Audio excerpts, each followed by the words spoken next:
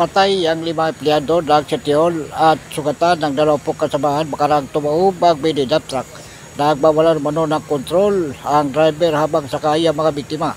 Kaninang umaga sa Sinay City, Negros Occidental.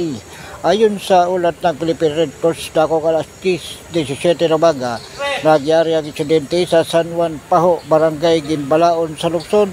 Lula numero ng mini dump truck ang mga biktimang empleyado ng local government unit ng Sinay City patungo sana sa isang tree planting activity. Ngunit pagsabi tumalo sa lugar ay nawala ng kontrol sa manibela ang driver ng truck dahilan para tumaob ito sa kalsada. Nabatid na naipit ng tumaob na truck ang 5 empleyado na agad nasawi habang tumilapon sa iba't ibang direksyon ang 20 empleyado na ngayon ay nagtamo ng mga seryosong pinsala at nilalapatan ng lunas sa ospital. Hindi rin nabanggit sa ulat kung kabilang sa 5 nasawi ang driver ng mini dump truck habang nagpaabot naman ng pakikiramay sa pamilya ng 5 nasawi. Si City Mayor Honorable Judith Gallego kabilang ang medical assistance sa mga sugatan.